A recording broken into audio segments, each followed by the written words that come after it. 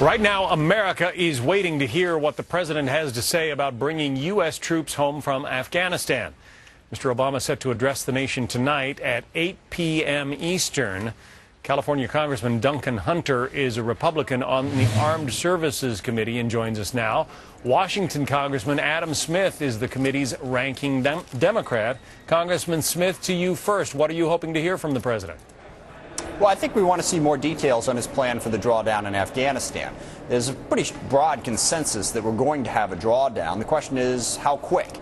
You know, the goal is to be done by 2014, but what does that ramp look like? And I think tonight the president has the opportunity to lay out for us the progress that we've made, what that progress means for our future plans, and what his specific goals are in terms of drawing down our troops. We've had, some success in Afghanistan, but the cost continues to be enormous, and I think everybody in America wants to get to the point where we can bring our troops home. Well, the cost is enormous, Congressman Hunter, as you know, but the argument is that if you draw down too quickly and you walk away from it now, then everything we've spent so far, especially the lives that have been given, that becomes a waste. What do you say? No, absolutely true, but there's a very small minority in Congress, I think, that wants to pull out totally. The majority of us recognize our long-term national security interests in Afghanistan. What I'm curious about tonight with the announcement is if we're going to draw down troops, are we going to change strategy too? Are we going to go from a counterinsurgency strategy to more of a counterterrorism strategy because we're going to have fewer people? In order for counterinsurgency to work right, you got to have boots on the ground and a lot of boots on the ground. So as we draw down in troop numbers and troop strength, are we also going to make our objectives more attainable?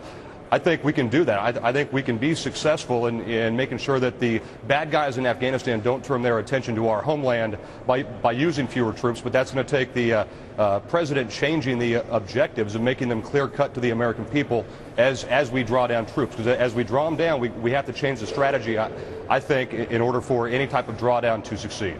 Congressman Smith, I have read, and you're closer obviously to the intelligence on all of this than I am, so I want to get your take on this. I have read that the Pentagon's commanders have said to the president, essentially, we'd like to have 2 more full fighting seasons before we start a serious drawdown. If that is their advice, and I guess I'm asking you to confirm that, would you essentially opt for the same kind of plan, take a smaller number of troops out now and a larger number at the end of next year?